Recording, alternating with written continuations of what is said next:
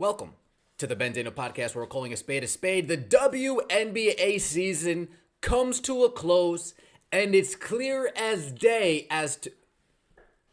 Wait, there's still series going on? Oh, really? Well, who's playing? Okay, the Sun and the Lynx? Oh, so they play after. So the Indiana Fever isn't the only team? Oh, okay. Aces and the okay. Folks, that's new. That's news to me. I guess the season is still continuing on past the Indiana Fever, but for the rest of us, the WNBA season has officially come to a close. And looking back, it's no wonder why this league has not been able to get their feet off the ground in the last 25 years. It's no wonder why they haven't been able to escape the funds and the dollars and the shadow of the NBA. Whether you look at the officiating, whether you look at the coaches, whether you look at the actual product on the court, folks, it's no surprise why the WNBA has been pilfering money from the NBA, not being able to put these players on chartered flights, not being able to give these players decent practice facilities, not be able to pay these players more than $70,000 a year. The WNBA, by and large, is a complete abomination and an unserious league. It just is what it is, folks. I gotta call a spade here. Let's talk about the officiating. The officiating, complete and utter garbage. From game 1 to game 42, every single game, you just noticed how poorly these games were officiated. Out of bounds called, people are pointing in the wrong direction when it should go in the other direction. We got ticky-tack foul calls going for one team, ticky-tack foul calls not going for the other team. We have foolish flagrant fouls, some fouls that should have been called a flagrant landing in landing zone, some fouls that shouldn't be called a flagrant. We have Caitlin Clark receiving technicals for hitting the stanchion. We have Diana Taurasi not receiving technicals for hitting the stanchion. We have shot clock operators not knowing how to operate a shot clock. Even the shot clock operators they seem to get from the local YMCA. But I have news for you folks. The local YMCA, their shot clock operators are probably better and more consistent than what the WNBA currently has at hand. The officiating at the YMCA at the high school level, that is currently better than what we have at the WNBA. It seems like the WNBA referees, they're all emotional. They're all a bunch of wimps. They don't know how to make correct calls.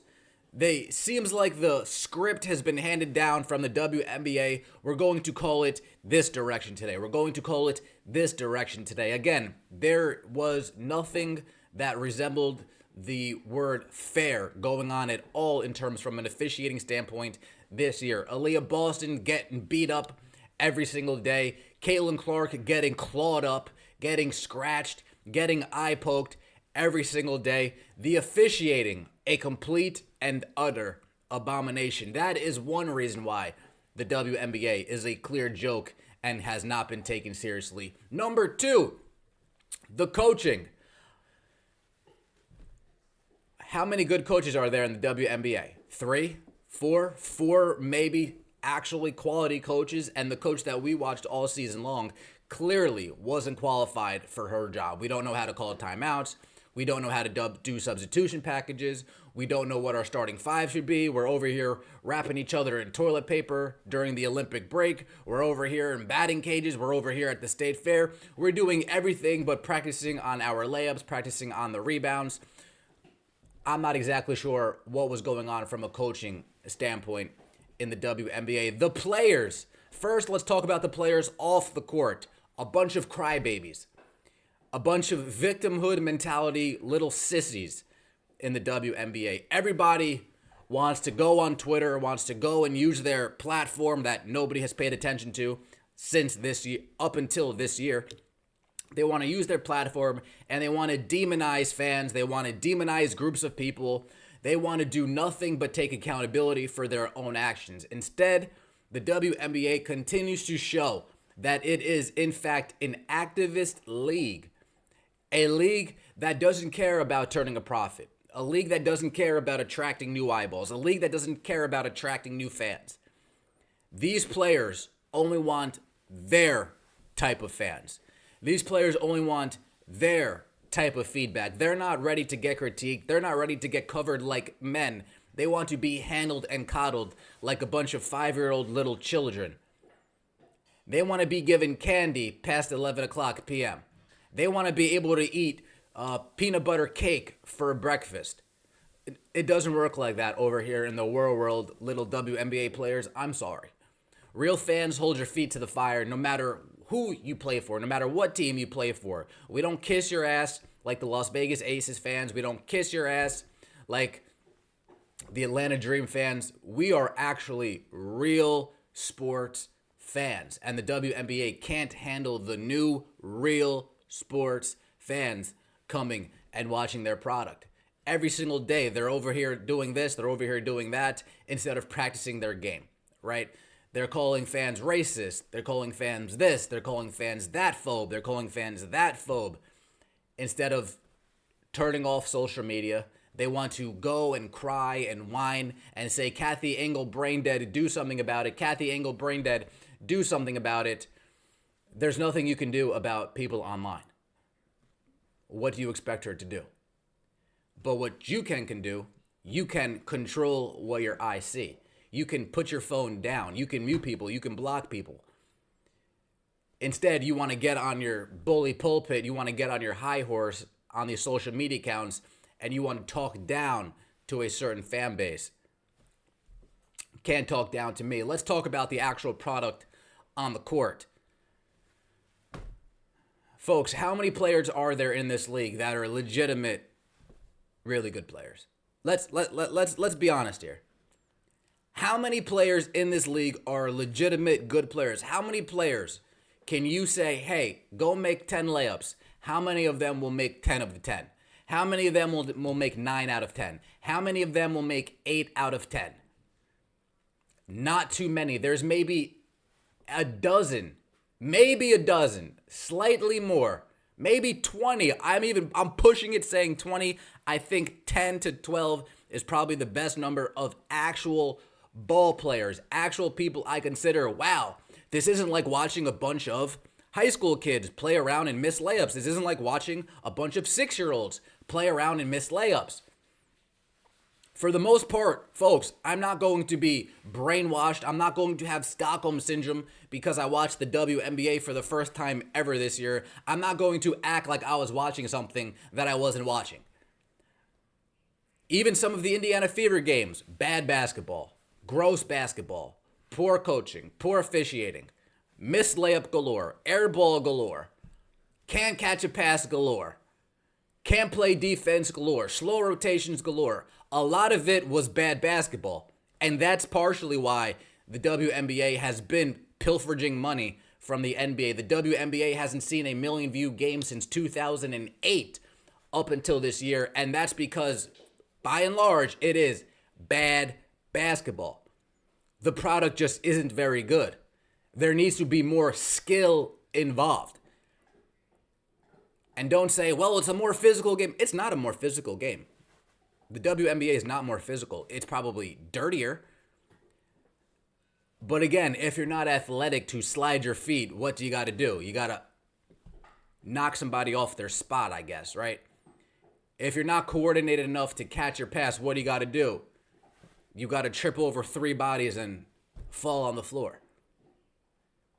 Folks, I'm just calling a spade here. What we watched this whole entire season, other than the majority of the Indiana Fever games, the other games, I mean, you want me to lie to you and tell you that this product has significantly increased? We got Kelsey Plum missing layups. We got Asia Wilson going 9 for 28 and people crowning her MVP. We have people shooting 40% and we're crowning her MVP. 35% and we're crowning her MVP. Not very good basketball. Nafisha Collier, there's one of those players that have those skill, right? Breanna Stewart, that's another one of those players that have the skill. Asia Wilson has the skill. I'm putting her on that list, but I'm not going to lie and say, oh, 9 for 21, I'm so impressed. Ooh, 9 for 23, I'm so impressed. And 12 free throw shot, doesn't impress me. Doesn't move me, right? But how many players are really going to move us? Arike Ongabawale, when she plays against the Fever, I'm impressed. But again, why am I hyping up high amount of usage, low amount of efficiency? Because they're in the WNBA? No. Marina Mabrey, she's got some of that game. She's got that backyard, going out to the park, hooper type game, right? She's probably one in that dozen, right? Kennedy Carter, she might be in that dozen, but she's a little loose screwed. But Camila Cardoso, I mean, she misses a lot of layups. Ezzy, I mean, she plays defense, but she's not like skillful. Skylar Diggins-Smith, she's not skillful. Like, what are we watching here, folks? What are we trying to con ourselves into believing? Jewel Lloyd, yeah, she's cool against the Fever, but she's not skillful. Jackie Young, I mean, she's not skillful. Oh my God, Chelsea Gray played amazing in the Aces last playoff game. Okay, but she's not skillful. Folks, the product's not that good. Maybe when Paige gets here, it'll be a smidge better because there's another player with a little bit more skill. And then you got Full Wiley. There's another player with a little bit more skill. And then you got Juju. There's another player with a little bit more skill. Hannah Hidalgo. There's another player with a little bit more skill. But Hannah Hidalgo has already showed she's not going to play into the activism that's going on in the WNBA. So how much is she going really to be welcomed into the league? That's another thing. I mean, we're doing all these welcome to the league moments. I'm seeing Caitlin Clark get targeted game after game after game, and I'm supposed to be impressed. I'm supposed to like what I'm seeing. And then I'm watching referees turn a blind eye to all of the dirty basketball, and I'm supposed to be impressed. I'm supposed to enjoy what I see. Makes absolutely zero sense to me. WNBA product needs to improve. And I guess if they want to limit the amount of hand checking so it's more freedom of movement, then go ahead and do that. And maybe we can see some more skill. But folks, missed layups are missed layups. Airballing wide open shots are just that. Airballing wide open shots. There's nothing outside of Caitlin Clark and outside of Nafisha Collier, I'll be honest here. There's nothing that's really too groundbreaking that's going on in the WNBA. Hopefully next year with a new coach, not only will the Indiana Fever and Caitlin Clark be groundbreaking, but they'll really be competing for a top level seed.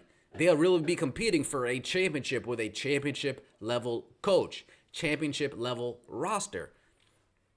But we can't continue to grade these players on a curve because it's the WNBA. Why can't we hold everybody to the same standard? A missed layup's a missed layup. Sit down. And there were more missed layups than I have follicles of hair on my head. And there's a lot of follicles of hair on my head. Let me pick that part up, right? There's a lot of follicles of hair on my head, which means there were a lot more missed layups going on in this league. So I'm not sure what can possibly be done, but something needs to be done. Now let's get into... I wasn't expecting that to be such a long soliloquy, folks. I apologize. Let's get into some of the post-game fallback from yesterday, right? It won't be right if they didn't send Indiana Fever and Caitlin Clark fans. It wouldn't be right if they didn't send us a parting shot on the way out. If they didn't insult the fans one more time on the way out, right? Christy Size addressed it. The Suns coach addressed it. But before we get to that, let's talk about Alyssa Thomas complaining about all of the backlash and hate, such a bullshit word, hate that they've been receiving this season during the WNBA season. Professional and taking care of business. What does it say to the professionality of this team that you've been able to shut out the noise? Honestly, it's been a lot of nonsense. I think in my 11-year career, I've never experienced the racial comments from the Indiana Fever fan base. We had her face on a serious matter that happened in this world, and it's unacceptable, honestly. And there's no place for it, and we've been professional throughout the whole entire thing, but I've never been called the things that I've been called on social media, and there's no place for it. And you know, basketball is headed in a great direction, but nah, we don't want fans that are going to degrade us and call us racial names. I mean, we already see what's happening in the world and what we have to deal with in that aspect. And you know, we come to play basketball for our job and it's fun, but we don't want to go to work every day and have social media blown up over things like that. It's uncalled for, and something needs to be done, whether it's, you know, them checking their fans or this league checking. There's no time for it anymore. Imagine checking your fans. Imagine saying them checking your fans, or the league. Alyssa Thomas, excuse me, you dumbass. There is nothing that they can do about it. It's a free world. You're talking about going to social media, walking into work and seeing social media. Going onto social media is a choice that you make, dummy. Going onto social media and reading tweets are choices that you control, idiot. What are you talking about? What are you talking about? And since we're on, what are we dealing with on a day-to-day basis? Please tell me. Please talk to me like this is fucking 1923. Talk to me like this is fucking 1950. What are we dealing with on a daily basis, Alyssa Thomas? Please let me know. Please let me know. Exactly. Nothing. Get over yourself. Get over yourself. There's things going on in this world. We see what's going on in this world. What's going on in this world? What's going on? These people want to act and sound more intelligent than they...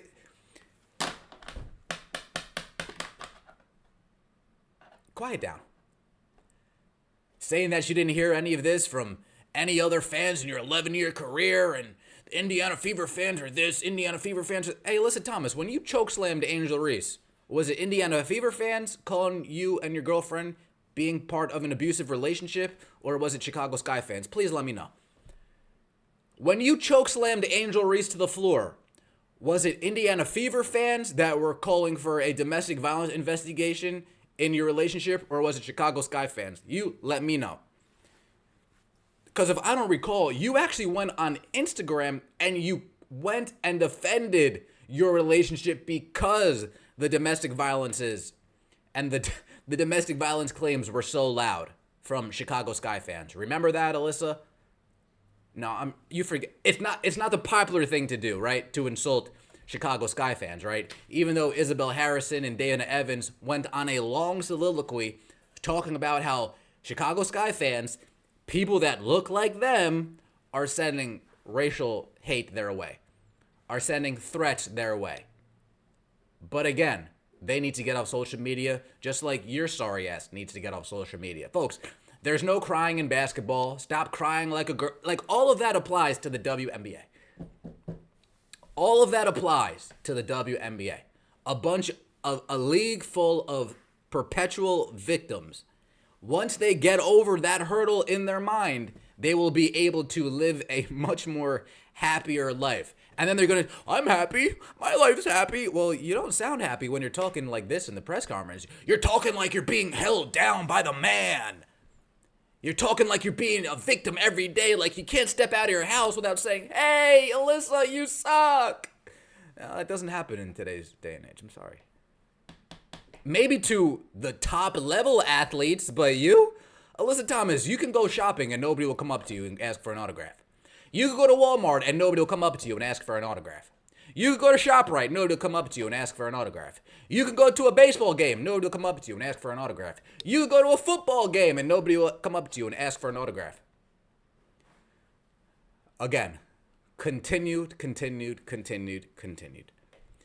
This is the Sun coach now talking about it, and the Sun coach, to her credit, you know, before we get into that, let's talk about Chrissy Sides talking about it. Chrissy Sides brought up some of the hate. Let's hear what Chrissy Sides had to say on the matter, shall we? In the locker room right after this game ended. I just reflected on the season a little bit, just of, you know, the start and how proud I was of them for their growth.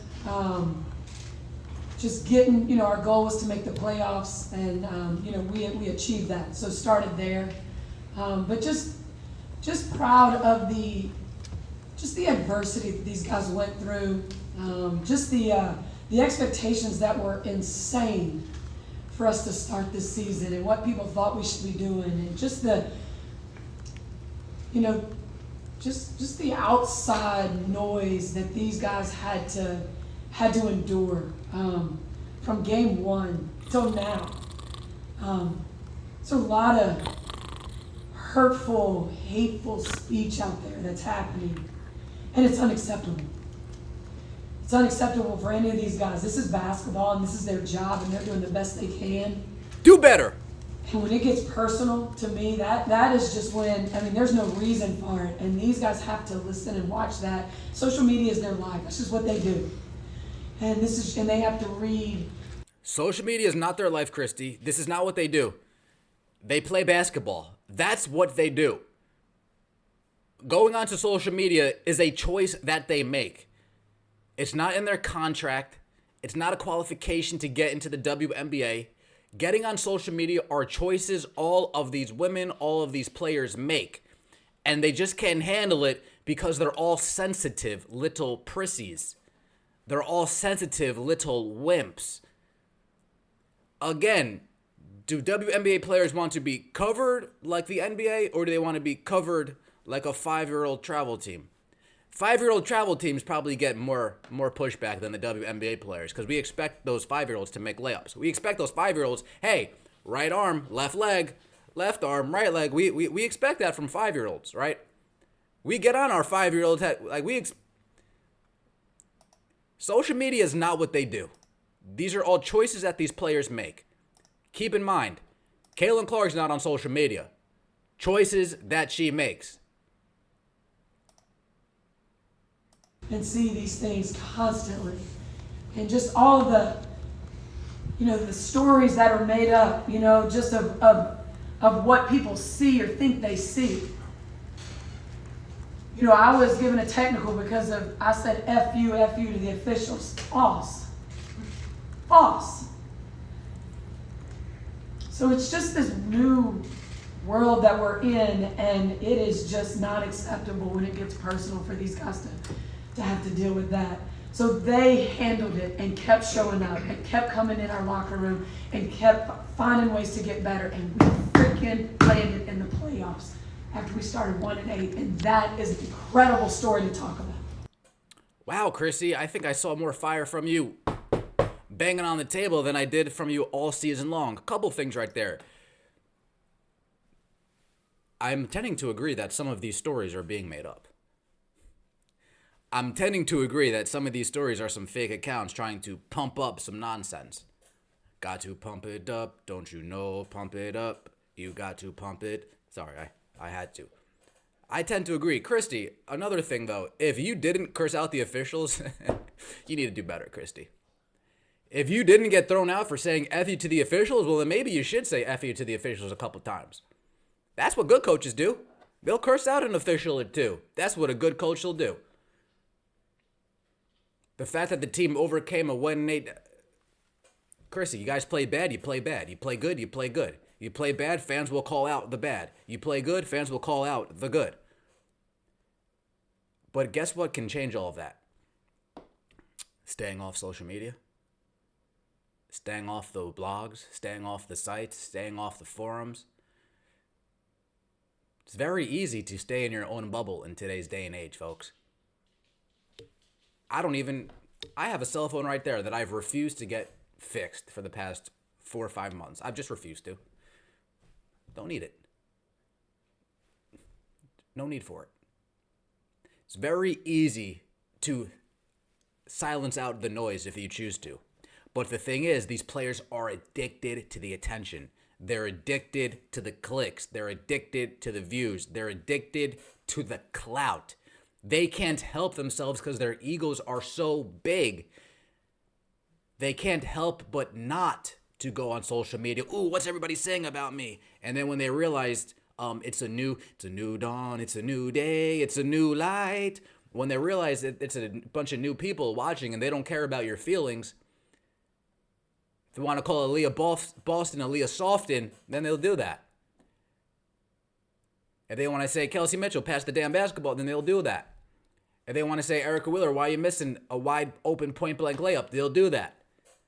If they want to say, Christy, you're a clown, step aside, they'll do that. They'll do what they want because they don't care about your feelings. They don't care about your feelings. They don't care about your race. They don't care about your gender.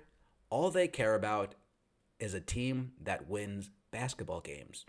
It's a shocking phenomenon, I know. Fans that don't care about your feelings and that only care about winning basketball games, I know. It's a shocking, freaking realization that all these WNBA softies are finally coming to understand and come to grips with. Now, the Suns coach spoke on this as well, and the Suns coach actually said something that rang very true. She came after some of the media members in doing their part in hyping up some of this nonsense, in feeding in to some of the drama, in feeding in to some of the trolls. Let's take a listen and hear what she has to say.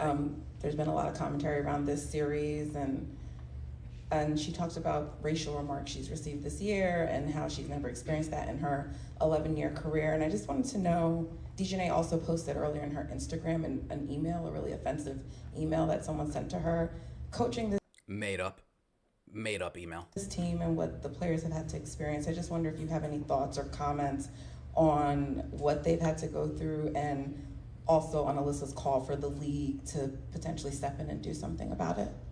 Yeah, I think it's sport is a microcosm of life and of society. And I think right now, not right now, but we've seen a lot of racism, sexism, homophobia, transphobia throughout the course of our country. Sport is no exception, and it's unacceptable. Truth phobia. Don't forget about the truth phobia. People hate hearing the truth. There's a lot of truthophobists out there. You're a truthophobic. To be quite honest, It's I called think delusion. the thing that frustrates me the most is that, and is that we I say we because I work in television as well, but we in the media have to do a better job of not allowing trolls in social media to become the story. And I feel like we have allowed trolls in social media to frame the narrative of what the story is. And it's unacceptable. It's unacceptable. And we have to do a better job. You in the media, that's right. All you race-baiting losers out there.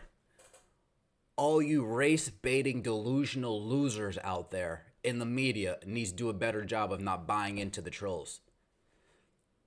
All you DEI hires out there in the media that have a Twitter account and think that they're doing something, you guys are pushing the narrative. You guys are giving these trolls the breathing light that they deserve.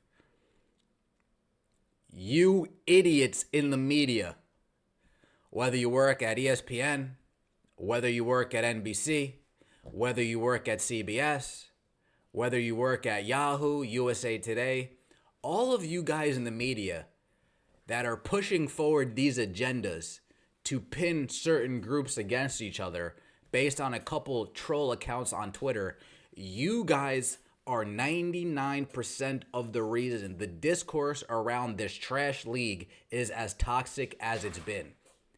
This is a result of the bull garbage that those virtue signalers out there have been pushing forth all season long. People are tired of getting called names.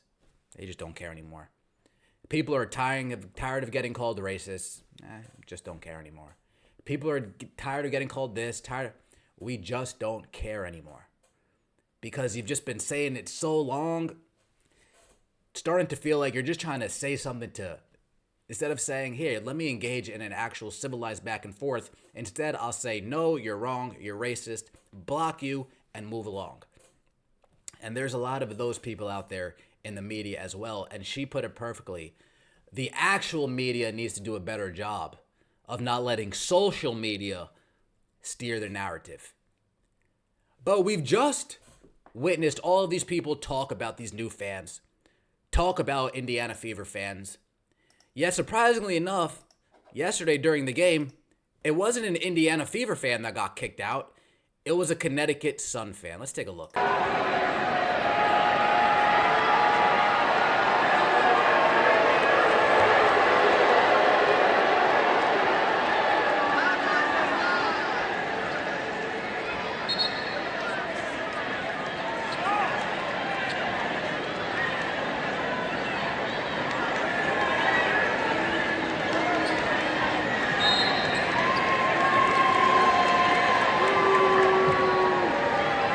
Indiana is challenging the foul call.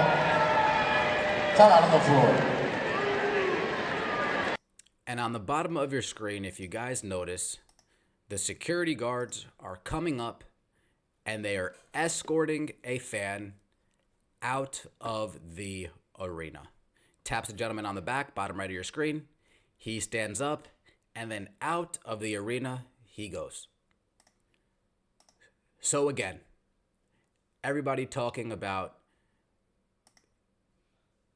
Indiana Fever fans this, Indiana Fever fans that. Just a bunch of hoopla. A bunch of nonsense. And the WNBA, after what that fan had to say to Caitlin Clark, they come out with a statement of their own. The WNBA is a competitive league with some of the most elite athletes in the world. First things first, WNBA, stop lying to us. Stop lying to us. A competitive league? Most elite athletes in the world? Stop it. Stop it. While we welcome a growing fan base, the WNBA will not tolerate racist, derogatory, or threatening comments made about players, teams, and anyone affiliated with the league. I am not affiliated with the league, WNBA. Let's just put that out right now. I am not affiliated with the league at all. I have nothing to do with the WNBA. I'm a fan of Caitlin Clark by way of being a fan of the Indiana Fever. I've grown to enjoy the rest of the team. I've grown to appreciate Nafisa Collier's game. I've grown to appreciate Brianna Stewart's game. I've grown to appreciate a few other individuals' games. But in order to save myself, trust me, I'm not affiliated with the WNBA at all. League security is actively monitoring threat-related activity and will work directly with teams and arenas to take appropriate measures to include law enforcement as necessary. This was a direct response to the Caitlin Clark fan being tossed out. Trust me, folks, this has nothing to do with Alyssa Thomas crying boo-hoo-hoo-hoo-hoo at the post-game press conference. This has nothing to do with Dejanay Carrington crying boo-hoo-hoo-hoo-hoo at the post-game conference. That statement right there has everything to do with, leave him alone in person. I mean, you guys are going to call Caitlin Clark a bunch of four-letter C words, fill in the blanks. You guys are going to make threats towards her family, fill in the blanks. We're not going to tolerate. And we will include involving law enforcement, act appropriately. So this, to me, direct response to that fan getting thrown out. It's the Ben Daniel Podcast, where we're calling a spade a spade. Let me know what you think in the comment section below. I appreciate all of the support. We'll see you soon, folks. Not too long. We got NFL, we got college football. October is right around the corner. We're going to keep this train rolling. I appreciate all the support. Take it easy.